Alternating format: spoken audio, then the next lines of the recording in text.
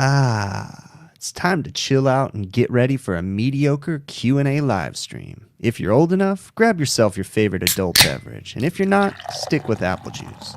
Put your feet up and relax. If you have any questions, feel free to ask them in the chat.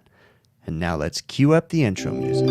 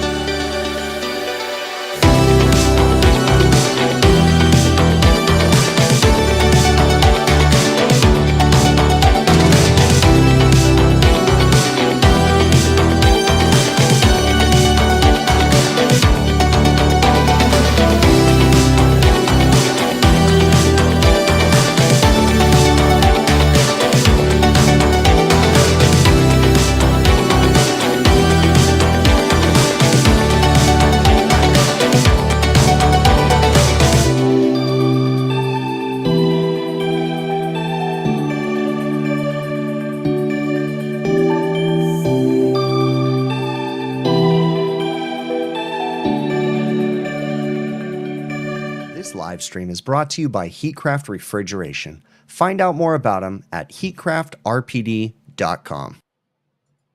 And what is up? How are you guys? I hope you guys are doing well. I'm doing all right over here. I'm alive. I woke up, so I guess there's that.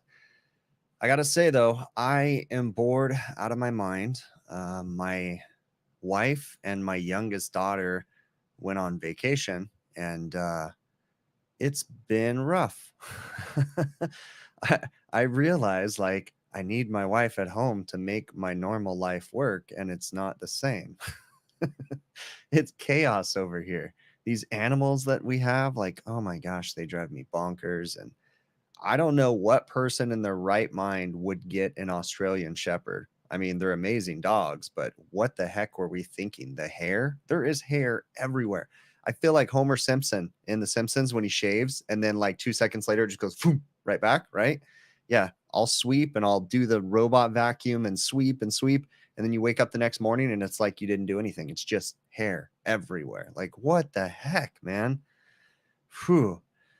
But I'm ready for my wife to come back. She's not going to be back for a whole nother week. Brian Sanders, thank you very much for that super chat, man. I really, really do appreciate that. You didn't have to do that, but that is very kind of you.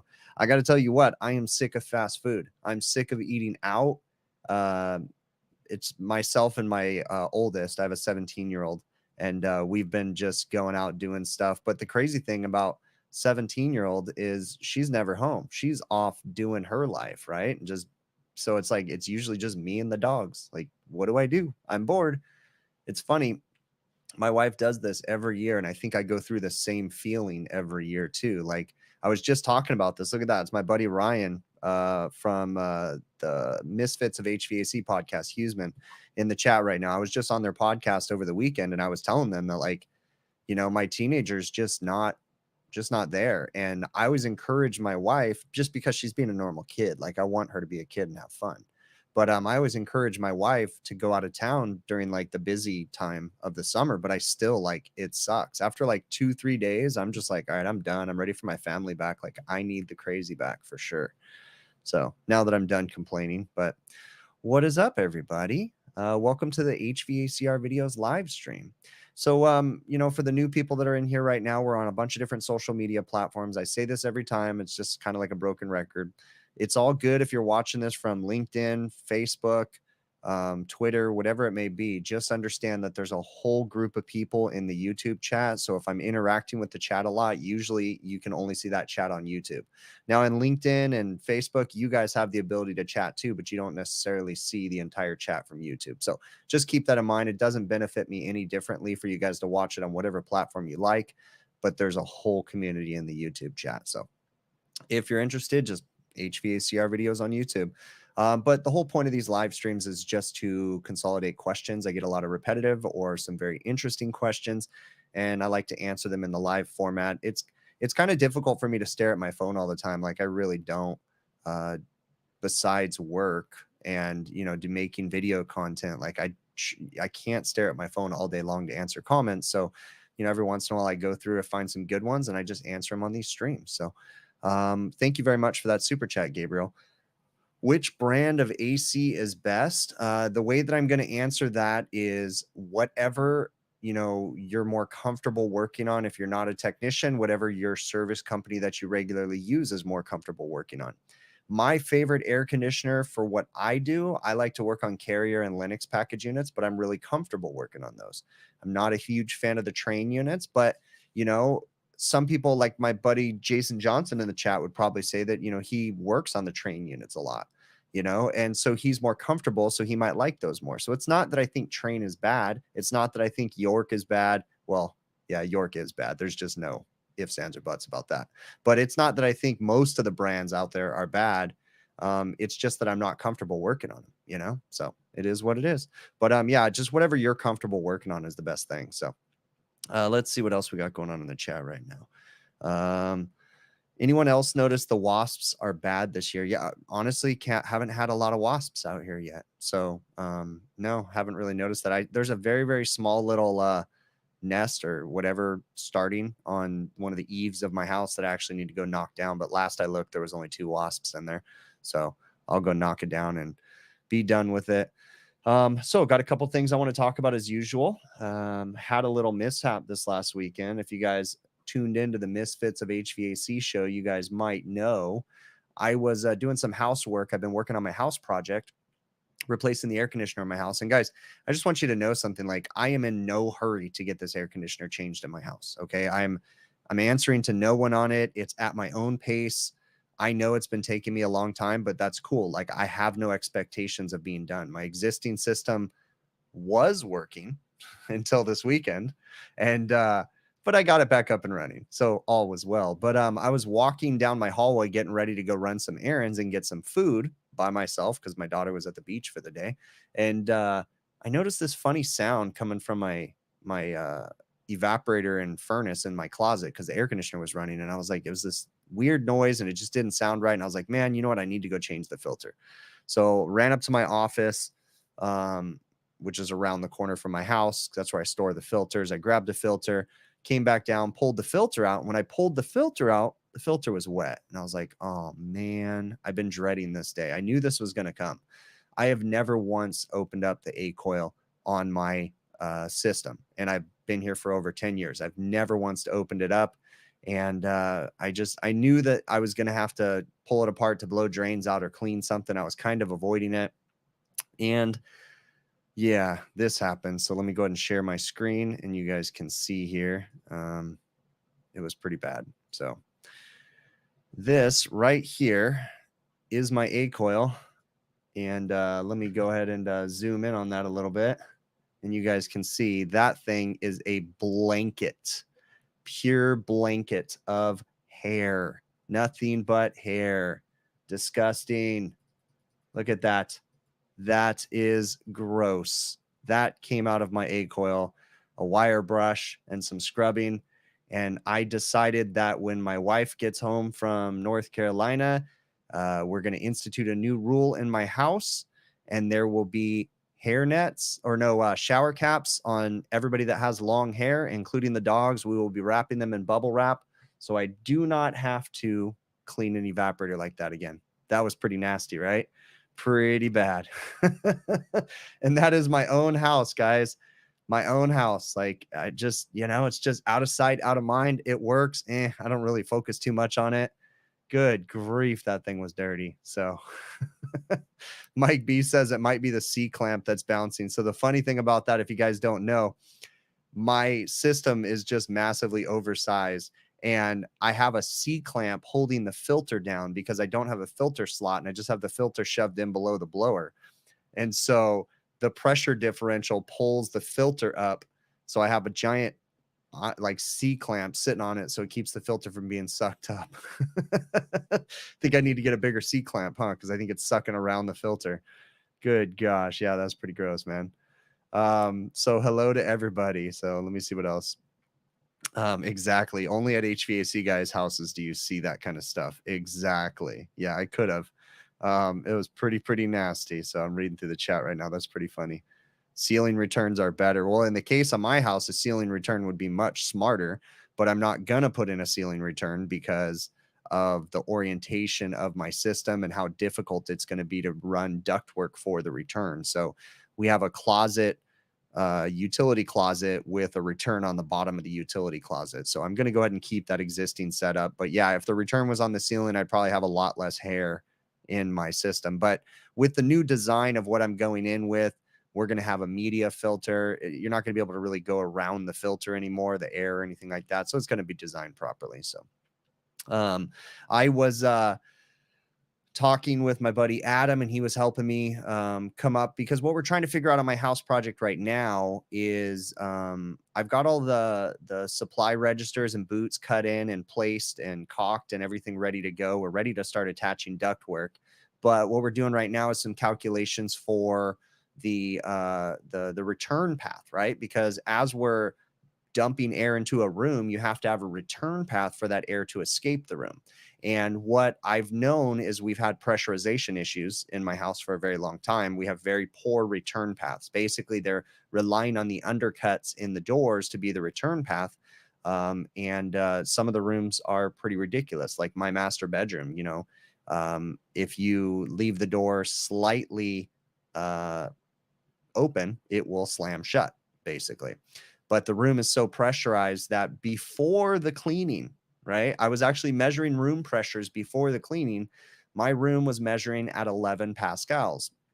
And that's pretty overpressurized, essentially, right? So with the door shut, with reference to the rest of the house, if we put a manometer underneath the door, we'd have 11 pascals of pressure pushing out on the bedroom, right? Trying to escape the room. The air's trying to make its way back to the air handler, and it just can't make it back fast enough. Well, after I cleaned the coil, we got all the way up to 20 pascals. So there's a ridiculous amount of air being driven into that room. That also got me thinking. Of course, I go down rabbit holes when I started doing those pressurization tests. And then it started making me wonder, like, you know what? How much is the airflow going to change when you overpressurize a room? If you don't have a return path, eventually that room, the air going in is going to slow down more and more and more, and it's going to be reduced. And I'm not going to reveal the numbers yet because there will be a video about it, but it was significant. I got my flow hood out and measured the air with the higher pressure, and then also measured the air after. And it was a significant increase, in air being delivered to that room. Again, with the door open, with the door closed, it changed too. So it was a pretty interesting thing. But yeah, I just go down these rabbit holes of all kinds of stuff. Am I going to add a grill into the living room side, doubling the area? Yes, for my return, I'm going to add a second return grill. And then we are not running returns to the bedroom. We are doing transfer grills, jumper ducts into the main hallway is what we're going to be doing. But we're actually going to have to add two transfer ducts into my master bedroom to relieve the pressure in the room and try to help equalize out the house, essentially, right? So it's definitely been fun. And again, I'm just taking, again, I have no expectation of getting done anytime soon. I'm just taking my time and having fun. I'm learning along the way. I'm not under any significant pressure because my existing system is working. However, I am starting to calculate in my head how this changeover is going to work out when I finally get to the point where I want to change over to the new equipment. I'm probably going to be down for a day or two with the changeover and what I got to do, because I still have to do some work inside the utility closet too. I'm going back and forth because they have popcorn walls and popcorn ceilings, and I'd really like to get that popcorn scraped off. So we'll have to see. It'll be an interesting process. Let's see what else we got going on in the chat. What else? Yeah, there is going to be a plenum. So let's see what else. How did the hair get past the filter? Well, because I have a C-clamp holding my filter down, there was a period of time when I didn't have a C-clamp there. So I'm sure it was lifting up the filter. Again, some of that might have been from before I moved into the house, because I have never opened up that evaporator and I've lived here for over 10 years.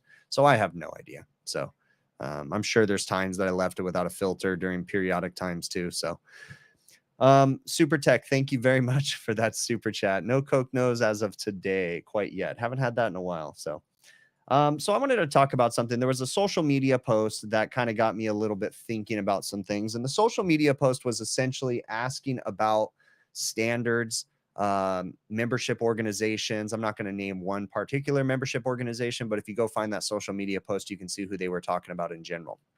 But it was talking about membership organizations and some of these standards that we have in the industry for the type of service work that we do. Standards, I think, are a great idea. It's a reference point for people to try to achieve when you have a standard. You know, someone sets a standard saying this is the proper way to do something, then you're always trying to do it that way, so that way you can make sure you do it to the best of your ability, right? But when it comes to some of these standards, when it comes to some of the things that we have to do in this industry, when it comes to, you know, learning about load calculations, learning about airflow, learning about manual Q. Adam was explaining to me, my buddy Adam Muffich from the Overtime Show. He was explaining manual Q to me because that's what he used to reference and to help to size the transfer grills for my bedrooms. When it comes to that thing, you know, one thing that I notice is that a lot of these organizations that write these standards are completely out of touch with the HVAC service technicians and the business owners. And I'd be willing to bet that a good majority of these membership organizations that businesses join, the businesses don't even follow their standards nor implement their policies that the membership organizations recommend. I would argue that a good majority of businesses that join these membership organizations and technicians that join them are literally just joining them to have a badge that says they're part of something, kind of like a marketing thing. Now, there's a small percentage of people that are interested in the knowledge and wanting to learn. But if we want this industry to be better as a whole, if we want this industry to be easier to do our jobs, we don't need to make it more difficult. Okay.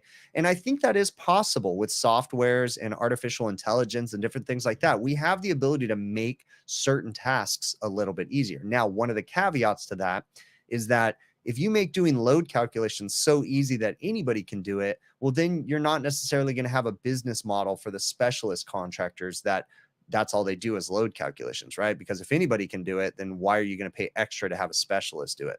So that is one caveat, and we got to figure that out. But in general, we need to make training better. Schools need to do a better job of educating proper practices.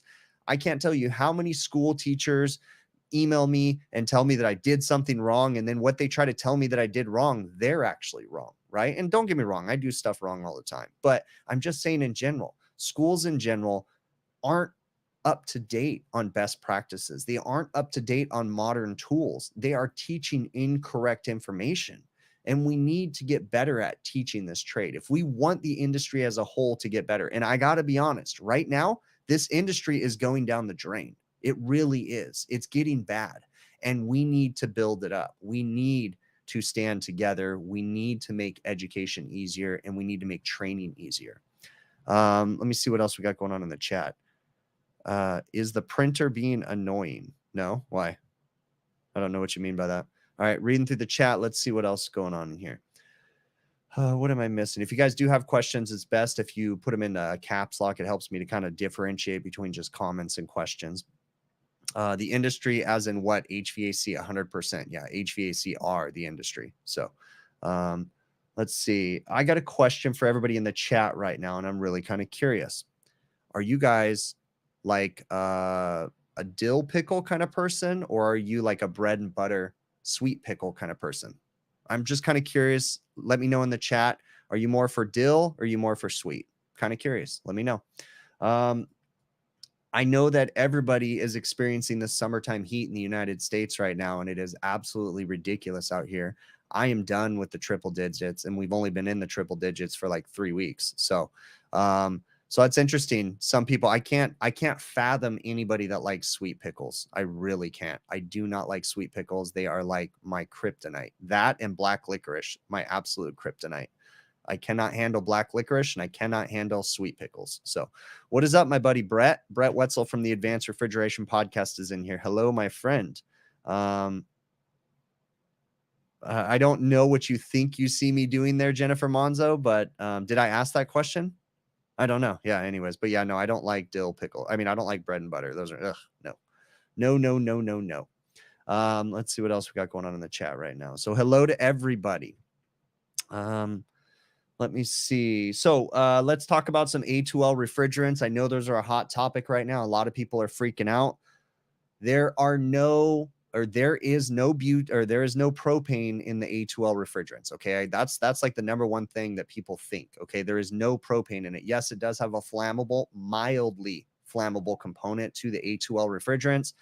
Guys, it's not that big of a deal.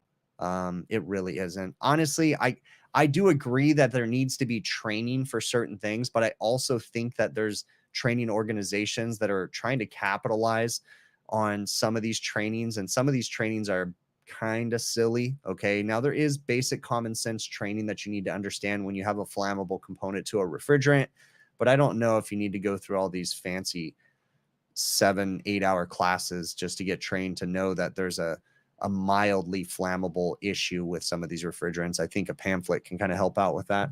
But that's just my 2 cents. Maybe people want to go to an 8-hour training just to know that you have to use a special vacuum pump and you have to use, common sense when you're cutting components out or unbrazing things and stuff. So, let's see what else we got going on in there.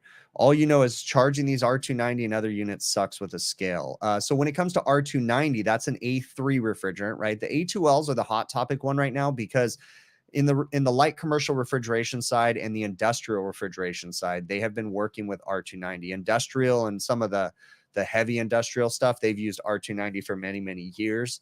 And chemical plants and different things like that. But it's being implemented in the United States in the light commercial side, all the bottle coolers, reach-in coolers, even some of the smaller ice machines, they're R290. That is an A3 or a hydrocarbon refrigerant. Those ones are some basic common sense you have to use. It's a flammable refrigerant. Be careful. You can read the pamphlet. It's not that big of a deal. Okay. Sweep the system with nitrogen. But just, I don't know. I guess the industry needs the trainings, but it's just sometimes seems kind of silly. Like I can guarantee you that almost 99% of the people that go to one of these training classes, you're going to want to fall asleep in them. And so, I mean, if you're going to fall asleep in a class, what's the point of going? Like, I don't know. It just seems silly. Again, if you get someone like Ty Brannaman teaching the class, then you're not going to fall asleep because Ty Brannaman's probably one of the better educators I've ever met as far as animating and making people understand topics and things. So, maybe Ty Brannaman needs to be doing some of these classes so that way we can better educate people. But I'm sorry, but I don't mean to offend people, but almost everything that I watch is just like, okay, I'm falling asleep trying to watch it. So, let's see. Yeah, the critically charged R290. Yeah, you just got to have a fancy scale. And I got to say one thing about the R290 refrigerants. I don't care. I have yet to find a scale that really is on it when it comes to charging these very, very small refrigerant amounts, right? I had a yellow jacket scale. It does all right. It wasn't my favorite. My favorite right now, I have a JB from Just Better Industries. That is a really good scale, but even that, the increments in which it changes they're not small enough. When you do it in the grams, I think it changes for every, it's like 5 grams at a time or something like that. And it's a little difficult to charge some of those when you're getting into these really, really minute charges. So we definitely need to come up with some better scales that can handle the smaller increments or is it gradients or increments when it comes to fluids? I think it's increments, right? Anyways, I think gradients is dry stuff, is it not? Let me see what else we got going on here. People tend to fall asleep in classes because the CO2 levels rises in the space and then snooze. I agree. That's a thing too. But even if I watch a class on my computer, I fall asleep. But you know what? I can go watch a YouTube video on, the It's History channel. That's one of my favorite YouTube channels right now. And I love that. And I can watch those things and I never fall asleep because they're interesting and they're captivating. They get your attention and they leave you wanting more. Right. So we got to figure out a way to make HVAC training like that. It's interesting because I can have a conversation with my buddy Adam, right? And Adam can go read these crazy books and then he can explain it to me. And I'm interested in everything that Adam's saying. But if I sat down and read the book, I'd be bored out of my mind. So there's something there. There's something about that. Like, because he's like one of my best friends or something. Like, I don't know what it is, but I can listen to him talk about airflow and explain airflow to me. And it totally makes sense. But if I try to open up the book, I'm like, blah, I just wanted to fall asleep. How's the HVACR industry dying? Shit, it's always going to break. No, I don't mean the industry. I mean the industry as a whole. The sales people we have coming into this industry right now. Private equity buying up all the small businesses and consolidating businesses, and private equity companies buying up major manufacturers and consolidating and cutting corners and cutting costs. That's what I mean by the industry as a whole. Technicians in general not wanting to do their best, not wanting to try. The amount of people that still don't want to help each other. That's what I mean by the industry is going down the drain. Okay. I don't mean that the industry is going away. It's going to be here forever. This industry is never going to die. This industry is critical to sustaining life, but it's just a bummer the direction that it's going, the toxicity of it, at least. Let's see. Sales don't represent the trade entirely. No, but the deceptive marketing from sales and the bad sour taste in people's mouths that the sales technicians leave hurt the industry far more. They destroy the industry. They give it a bad reputation. It's like the sales in this industry, especially on the residential side, is starting to make those technicians like car salesmen. Okay. I don't know about you, but I despise buying a new car because of the process, because of the salesman. I'm an asshole. Pardon my French, but I really am when it comes to salesmen. I'm more educated than the salesman trying to sell me anything. So that way I can say, no, I don't want that. I only want this and I only want to pay this price. And it's sad that it has to be that way. And it's getting that way in the HVAC side too. So that's what I'm talking about going down the drain. And the fact that schools in general are not doing a great job at teaching the industry. So let's see what else we got going on in the chat. One thing too, when we're dealing with these A2Ls and these A3 refrigerants, another thing you need to understand, if we need specialized tools to work with A2Ls, as a business owner, I'm going to charge more money for that. Okay. If we need to take extra time when we're working with A2Ls and A3s, hydrocarbon refrigerants, our technicians need to be given more time and we need to charge for more time. Okay. With this new stuff coming out, with these new regulations, these new energy codes and all this different stuff, as business owners, we need to remember that we need to bill accordingly. Okay. We need to bill for our time. We need to make money. We're not going to let people undercut us. Okay. We got to go out there and we got to stand our ground. Our price is our price and we need to bill accordingly so that way our technicians can be compensated properly and they can feel good and feel like they're part of a team and feel like they're not just a lemming going out and collecting a paycheck. Okay. In a recent video, I was working on a Linux package unit. There goes the Coke nose too. I was working on a Linux package unit and I installed some ball valves before the dryer, and someone was commending me for installing ball valves. I want to make it clear, I do not install ball valves on every one of my dryers out there. I will typically install ball valves before and after a liquid line filter dryer if I think there's a potential problem for contamination. Okay. Ball valves in general are another leak point. In my experience, they tend to leak over time. Okay. Especially if people are actuating them a lot. If you're not actuating them as much, as long as the packings aren't over tightened, then you should probably be good for a while. But I'm not in the habit of going and installing ball valves on everything just because they're a potential leak point. So let's see what else we got going on in here. We can't charge $400 for a capacitor. I see that whole thing, the $400 for a capacitor thing, that just drives me nuts. Like that the whole concept of customers getting upset because a company wants to charge $400 for a capacitor. It's unfortunate, but the reason why that's happening is because of their pricing structure. They're not breaking down their pricing. Now, if I go and install a capacitor at a restaurant, it's probably going to cost more than $400 because I'm going to be thorough. I'm going to have travel time to the job and I'm going to do this. But my invoices are broken down in the way that when the customer sees that they're only paying, $42 for the capacitor or whatever the marked up price is, well, then they're like, oh, I'm only paying 42. So the residential people, they're getting crap for charging $400 for a capacitor. If they simply changed their invoicing strategy and got away from the flat rate. Now, I realize that's not practical and I realize there's a reason for flat rate, but if they got away from the flat rate pricing and just did hourly and time and materials, well, then it would be a lot easier to justify why your invoices are so hard, because then a customer would only be complaining about your labor prices or your materials prices or whatever it may be. Okay.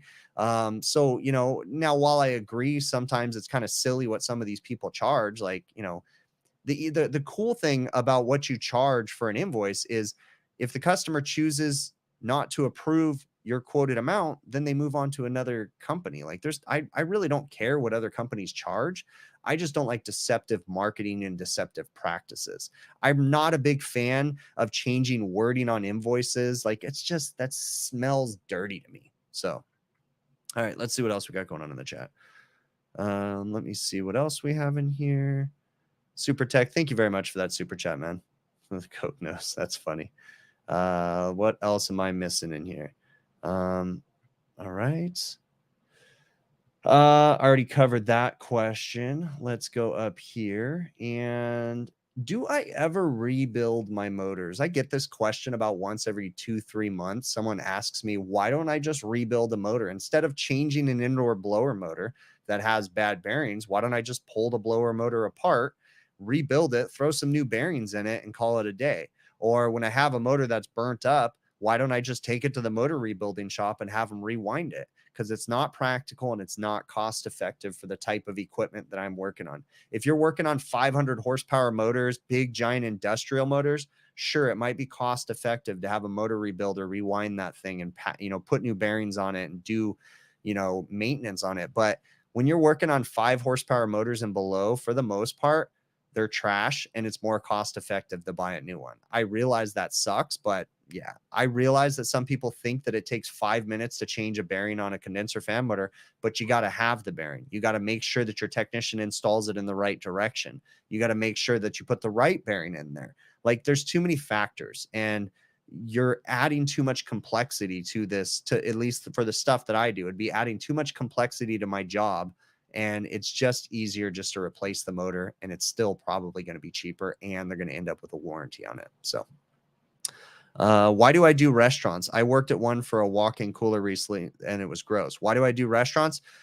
That's just what we've always done. I grew up working in restaurants, and they really don't faze me too much. It's just been the thing. I mean, I wouldn't mind doing other work. I have done other work in the past, but I've just always done restaurants. I've become very accustomed to them.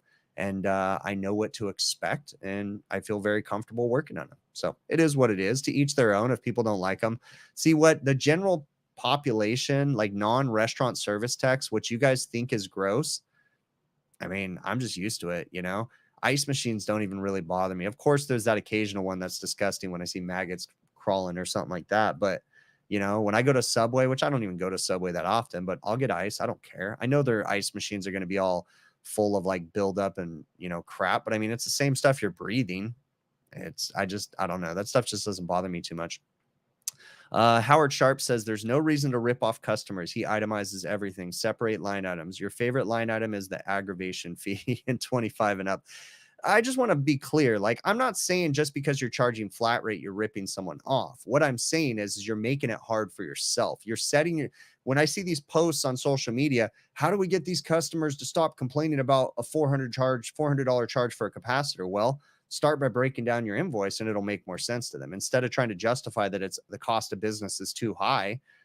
I get it, but charge for time and materials. Like, I know there's an argument for flat rate pricing too, because then the customer knows what it's going to cost them before you start doing the work. With time and materials, I'm here. I can give you, it'll probably take me like 4 hours. I can get it done, but we might run into problems. And then I have to charge them accordingly if I go over that 4 hours, but that's just life. That's just the world I've lived in and worked in. So I'm just used to it that way. What else did I see right here? Doing these videos, do I feel like a teacher? No, absolutely not. I do not feel like a teacher. People have asked me, why don't I go get a job as a teacher? Well, number one, the reason why I don't get a job as a teacher is because the pay is just disgusting. The teaching does not pay good money, period. Okay. It's disgusting how much teaching. And I've been approached and I've talked to people about how much they're willing to pay. And it's like, no. Okay. If you go to a trade school, right, where a student comes in, sometimes up to 6 months to a year after that student leaves that school, he could be making more money than the teacher. And that student is still an entry-level service technician. That's disgusting. Okay.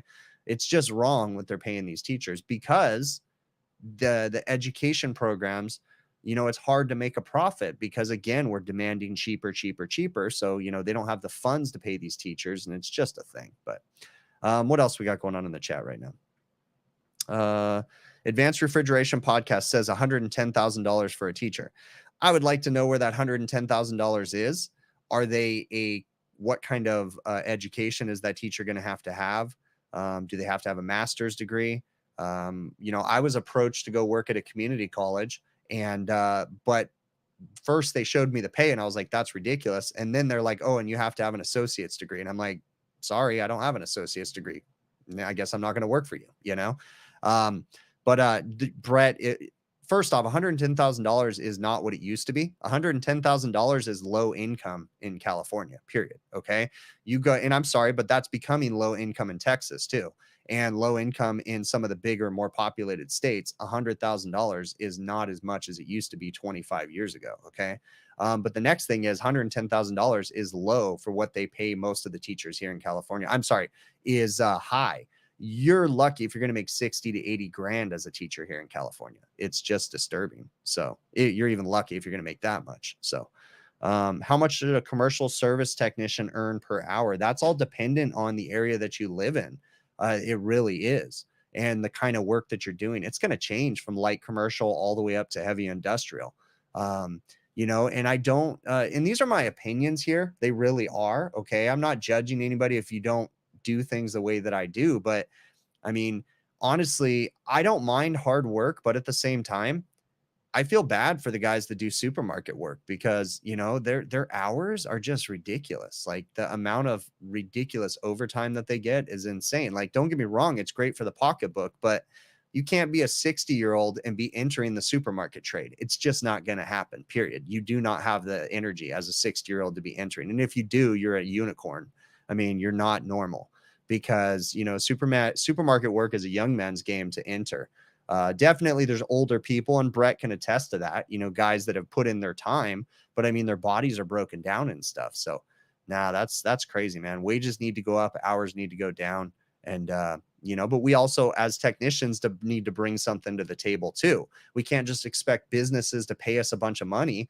We have to be willing to bring our knowledge and share our knowledge and put in an effort. You can't show up to work and expect a super high wage and then just want to kick back and relax and not do much work. That's a bit silly. That's only hurting you. See what else we got going on in the chat.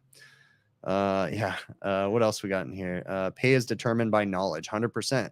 And what about a residential tech right out of school? I mean, Aaron G, again, it just depends on regionally where you're going to go, but I will say, as a residential tech, be careful, because, don't get me wrong, sales, I get it that sales are a necessary part of this industry, but sales also hurt this industry too, because if you're a residential tech and, 18 months into the trade, you're making $150,000, guess what? That's hurting you, because that's not going to last forever. And that's a commission-based job, right? And your knowledge isn't there. So if something happens and your sales numbers aren't up, and, you can't constantly keep growing and the company lets you go, you're going to think you're a service technician, but you're not, because all you've been doing is selling. So just be cautious if you're going to get into the sales side of things. Make sure you have knowledge too. You always need something to fall back on. So you can't just expect to be a salesman forever, okay? Because I can 100% guarantee you right now, there's a private equity buyout, right? All these different private equity companies are buying up all these residential companies, right? Okay, eventually they're going to push the salesman out, because that's a lot of money that those companies have to pay out. And all they want is money. They don't care about reputations. They don't care about brands. They don't care about doing things right. All they want is money. So yes, sales technicians to those big, giant residential companies right now, they are necessary, but they are phasing them out. Okay. Guarantee you they will phase out the sales technicians. They will figure out how to do it online. They will figure out a new way so that way they don't have to pay out that money. So if you're going out there and thinking that you're going to be a sales technician for the rest of your life, I bet you in the next 10, 15 years, sales technicians are not going to be needed as much. And I bet you anything, and this is just my opinions, they're going to be phased out. And if they don't have technical knowledge, they're not going to be in the HVAC trade anymore, period. So what else? And again, those are just my opinions. I'm sure someone will yell at me for what I had to say. How do I deal with customers who don't want to pay? How do I pick the right customers? There's a lot of things, and it's all about, for me, I've been through a lot of experiences where I've had bad experiences and customers not pay. So I have a pretty good ability to walk into a job site if it's a new customer and know, first and foremost, if they're a giant national company and they're a big corporation, get over the fact they're not going to pay cash on demand, COD. Okay. They're just not going to do it. But if they're a small mom and pop and they're not willing to pay COD, you need to question whether or not they're a customer that you want to work with. Okay. When you work with the big giant national chains, that's just, they don't pay COD. The managers on general aren't allowed to pull cash out. It's just a whole process with the corporation. But if you're working for small mom and pops and that customer's not willing to pay, for the repair, when the moment you leave with cash, if they push against it, then that's something you need to think about. Okay, that's one red flag. The other thing is just the type of business that they're running. You can just kind of tell things by going into the job site, and make sure you quote things. Don't just do things because they say, yeah, just get it done. No, you quote it. Make sure you quote it and get it in writing. That way they understand, and make sure you cover your butt when you quote things. When I quote things, and I have good customers, but even to this day, I never get them an absolute guarantee that this is going to fix a problem. I'll give them facts and say, these are the symptoms, and we need to replace this part before we can further diagnose. That's a good majority of my wording in most of my quotes. Look, you have a bad compressor. Here's the cost to replace the compressor. Then we got to figure out why. But I'm not quoting the time to figure out why. I'm quoting the time to replace the compressor, and then I need time and materials from that point to further diagnose, to figure out why this compressor went bad so it doesn't go bad again in a week. And if I have a customer, and see, I do a lot to cover my butt, right? I have a warranty. I cover my labor for 90 days, and I honor manufacturers' part warranties, right? But I don't honor manufacturers' part warranties, and I don't warranty my labor if the customer's not willing to let me figure out why something failed. So if a customer wants me to quote a compressor and I quote it, but then I say I need time to figure out why it failed after we're done fixing it, and they say no, they don't want to do that, then they get no warranty, period. I'm not warranting that. I'm not going through the hassle, and I'm not making the manufacturer eat their materials because the customer wasn't willing to try to figure out why it failed, period. So maybe I'm wrong for that. I don't know. What do you guys think in the chat? Am I a jerk for doing that kind of stuff? Or do you think that's a fair thing for me to do? What else do we got going on here? That one guy says he works for a small family business company who both does residential and light commercial, and he loves it, but he's always getting recruited by other residential companies. They always brag about their money, and that money is short-lived. Let me ask you this. You see residential sales technicians bragging online about how much money they make, but I'd be very curious to know if they're still employed by that same company a year later, 2 years later, 3 years later. Okay. I'm sure there's some that are, but I bet a good majority of them are not. So, and that money can be very, very dangerous for young people getting into this trade when they're making that big money. And then they think they can go out and buy boats, and they don't want to plan for the future and buy race cars and all this different stuff. And then it's like, hey, they're not being smart with their money. And that's just devastating when they realize that they can't continue to live this lifestyle. So, let me see what else we got going on in the chat. I'm definitely nicer than Joe there, Brett. So I already answered that question. Oh, this is a funny one, but I had a bunch of questions. People saw a book that I had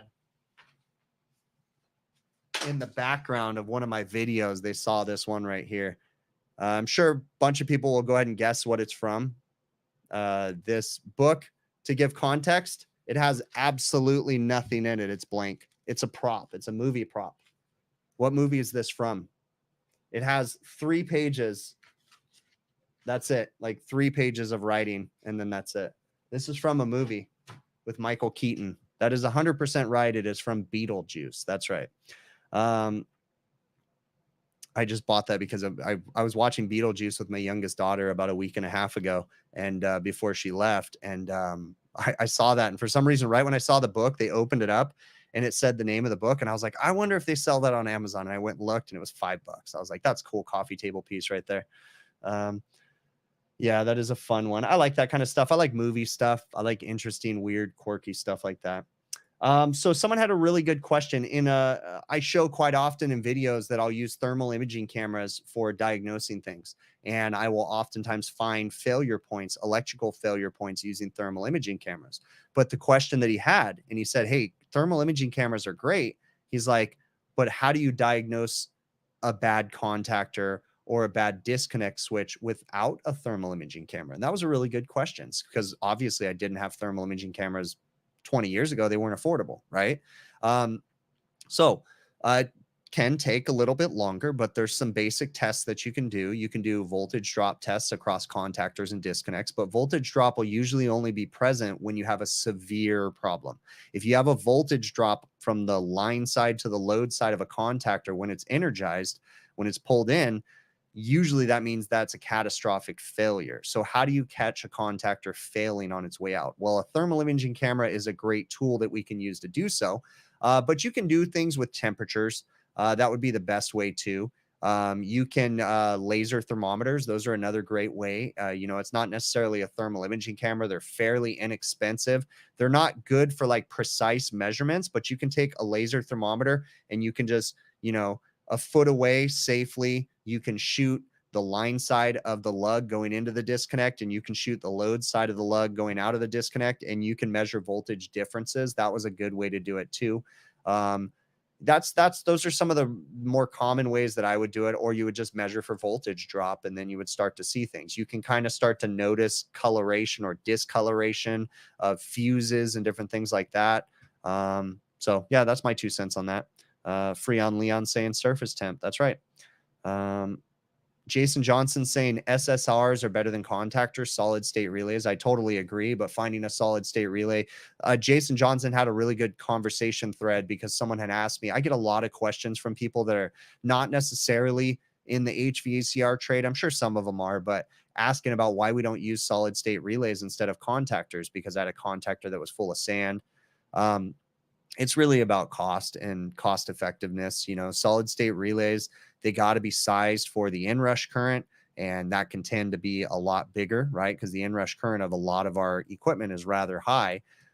So you got to be careful about that kind of stuff. And there's a lot more that goes into that too. So it's just not cost effective for those situations. But, and again, it's all in the customers. When I tell the customers, hey, we can find another solution, but it's going to be 100 times more expensive than this, $70 contactor or whatever it cost, and altogether, $800 repair, they're just like, just let's see if we have another issue with it, so it's just all up to the customer. Do I think if we ignore Jen, she would notice? What do you mean by that? I don't know why. See, I need to be careful about reading comments. I'm not getting involved in that. Jen's my friend. Come on, Brett. I know you're just picking on her though. What else we got going on in the chat? So I already talked about that. So I got a question for you guys in the chat right now. Do you guys like taking umbrellas onto the roof? There's a couple different manufacturers that make like magnetic umbrellas. Me personally, and someone was asking me why I don't use a magnetic umbrella. I think I've showed one in a video many years ago. I just think, honestly, the magnetic umbrellas they sell in the supply houses just suck. They really do. They don't last. The magnets aren't strong enough. They get taken away by the wind. It just becomes a problem. They rip, they break. I know there's some really high end umbrellas that you can buy that are super heavy and very ridiculously big. I don't know. I just put a big giant floppy hat on, right? I have a ridiculously stupid floppy hat. I think I've shown it. It's giant, right? I wear that, and it just keeps the sun off my neck, and I wear long sleeve shirts. Now, I'm in an area where we don't have a lot of humidity.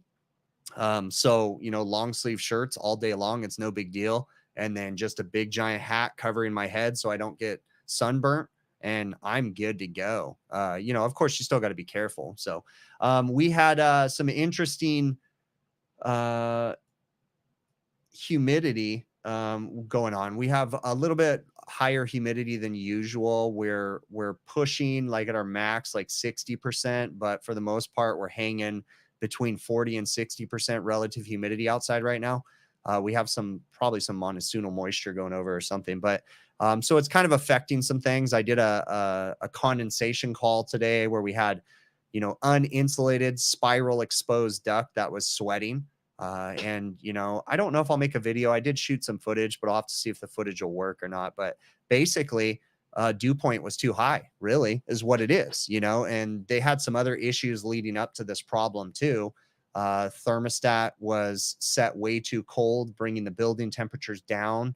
And then, you know, the relative humidity was just way too high and dew point was high, and we were meeting dew point. So you're just getting condensation, and that's just a problem. And what it is our buildings in general aren't really designed for a lot of humidity. And this one's relatively close to the coast. So, you know, they tend to run into this problem once, you know, a couple times a year, basically, when the humidity gets high enough and the outside air temperature gets high enough. But, you know, we struggle with that. So I know, you know, some people in the Midwest and the South, you know, they deal with humidity on a regular basis. And so they, you know, have to deal with this kind of stuff. But, you know, we're not too used to it. So, oh, uh, I, I got stuck on a roof today. Like I went up onto the roof.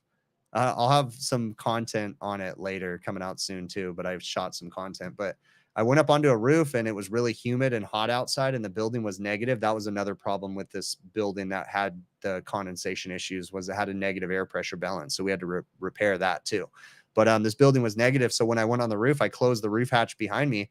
And then when I was all done doing my work, I couldn't get the roof hatch open. Luckily, they had a walk-in cooler that was 6 foot below the parapet wall. So I was able to just hop down on the walk-in cooler. And then they had a ladder leaning next to it. So I hopped down the ladder. But yeah, I got my ass stuck on the roof today. That was pretty interesting. See what else we got going on in the chat. Let's see. Jason Johnson says this pop-up tent case has a backpack.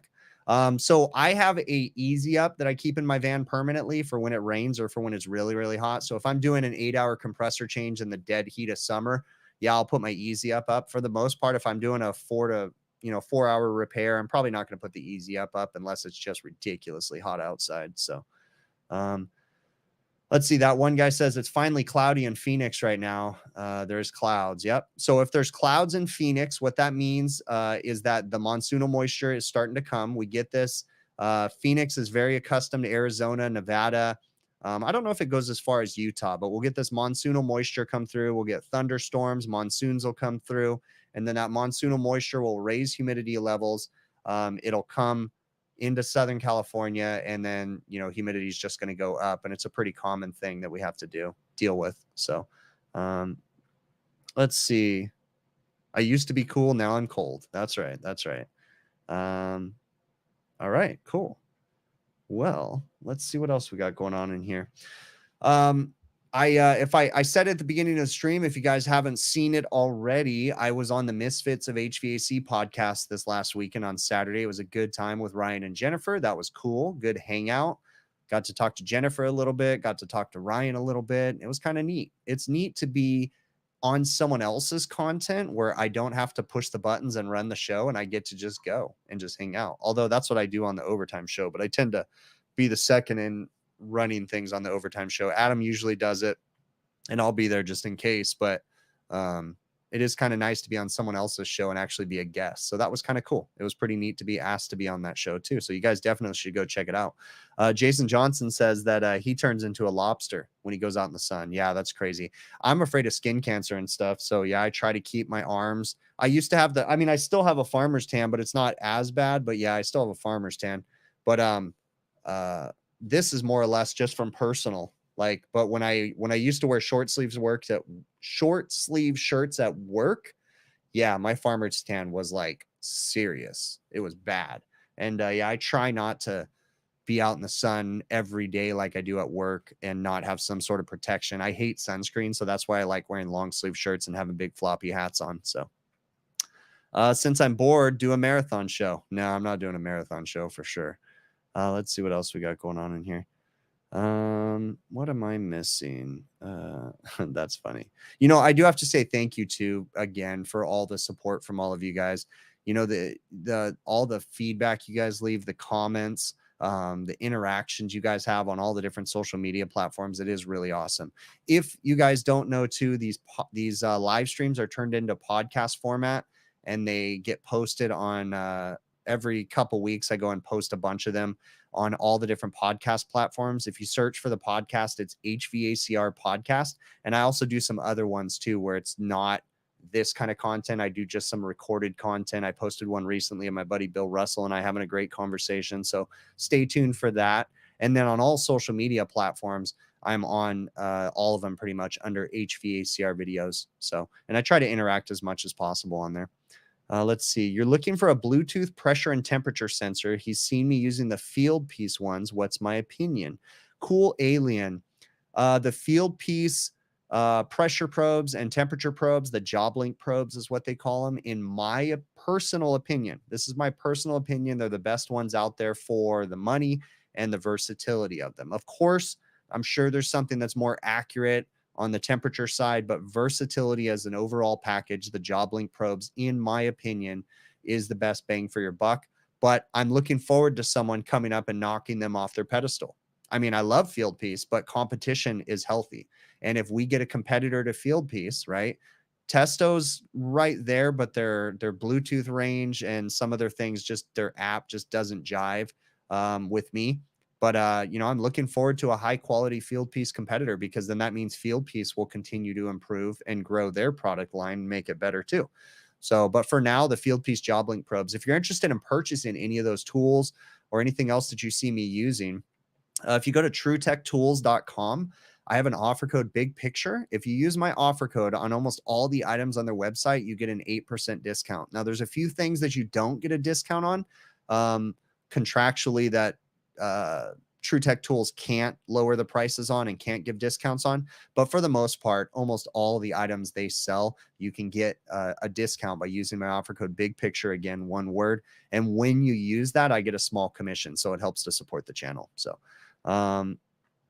let's see. So it was interesting that I had a service technician. I had an old or someone that used to work for me reach out to me, and he mentioned that he started his own company and he's doing really well. We still communicate. We good relationship and everything. But his name was Bryce. Name is Bryce. But anyways, Bryce started his own company and he was telling me that he has a new guy working for him that's an apprentice for him, and he's teaching him the ropes. And you know, his apprentice went to school showing his school his new manifold gauge set, and he was getting criticism from students, and I heard from the teacher too, because he didn't buy a 4-port manifold gauge set that he could vacuum through. And the student then told the teacher and the students, hey, I vacuum without a manifold, right? And he kind of got criticism for that. To each their own, okay? I will vacuum with a manifold and without a manifold. I prefer to vacuum without a manifold when I'm evacuating systems or dehydrating them, right? I prefer to use a vacuum pump, my True Blue hoses, and just a standalone micron gauge. But sometimes it's not always practical. So for someone to criticize someone simply because they didn't buy a manifold that they wanted to pull an evacuation through, like that's kind of silly. And it's sad that the education system, the teachers in general, aren't up to date on proper practices. And that's what I was talking about at the beginning of the stream when I was saying that I have a problem with some of the ways the industry's going in the education system. You know, like I wish we had better, I don't know, I wish we had better training. Maybe, I mean, I hate government intervention. I really do. I genuinely hate government intervention, but there's an argument to be made for better licensing, right? Here in California, you do not have to have any licensing to be a service technician. The only thing you have to have is a federally mandated EPA certification saying that you know that it's bad to spray refrigerant into the atmosphere. That's the only thing to be a service technician in California you have to have. And again, I'm not a fan of government intervention, but at the same time, like I do see a need for some sort of licensing in this trade. But then again, there'd be the argument that the licensing tests are too easy, and there's problems everywhere. But I really wish that this industry can get better as far as the training goes. So let's see what else we got going on in the chat. I'm the odd guy. He's team Testo. Never had an issue yet. His field piece stuff breaks. He takes care of my tools too. Yeah. And you know what? To each their own, Jason. Like, and that's the cool thing. Like, I don't care if you like your Testo stuff, like, I don't understand where people will go in the comments and say, like, you're stupid because you're using field piece. That's all junk. Throw that junk away. Like, I mean, to each their own. If someone wants to use it, they want to use it. Let them be, Like, social media sometimes gets a bit silly and toxic. So.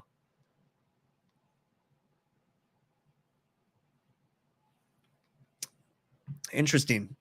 Bill says he's been watching on mute. Curious HVAC guy. That sounds very interesting. Sounds like you're just watching me lip sync or something, like I'm a mime. What's going on here, buddy? Oh, he's imagining me just telling him nice things, maybe complimenting his body. Yeah, no. How about no? Absolutely not. So if you guys don't know, Bill Russell's one of my best friends. Same thing with Joe. I don't know Joe's last name. Okay. Because Joe's a mystery, even though I call him a friend. He's some dude that I don't even know that he truly lives in Canada. But between my buddy Adam, my buddy Joe, my buddy Bill, and myself, we do a show on Friday evenings called the HVAC Overtime Show. It is the polar opposite of what you are hearing on this live stream right now. It is a bunch of vulgar, foul-mouthed idiots trying to educate people, and 99% of the time we're giving bad information. And it's like a bunch of dudes that are 4 beers in and just hanging out at the bar. Like, we do a great show. It's a lot of fun. You definitely want to come check it out if you haven't already. It's the HVAC Overtime Show. It's a YouTube channel, the HVAC Overtime YouTube channel. It's Friday evenings about 6:05 p.m. Pacific. We go live, and it's just a great time. So you definitely want to check out the show. All right. Well, when is this live show? There you go, Michael. I told you. Friday evening, 6:05 p.m. Pacific on YouTube, the HVAC Overtime YouTube show. Are there superior tools to other? I mean, I'm sure there's some superior tools to others for sure. If you're working on high-end industrial stuff, I'm not going to advise you to use a field piece meter.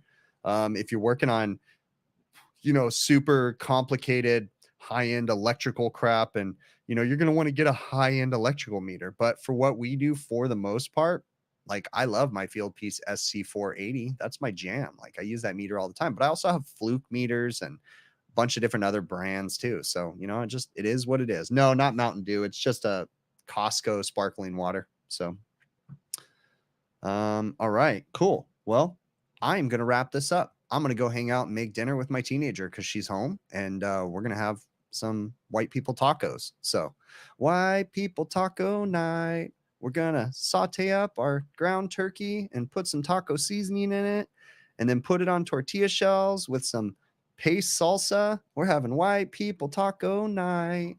All right. Well, I really do appreciate you. I'm gonna cue up the outro music. I really will. I guess I'll catch you on the next one. Okay. Again, let me see if I can cue this up. There we go. And again, we will catch you on the next one.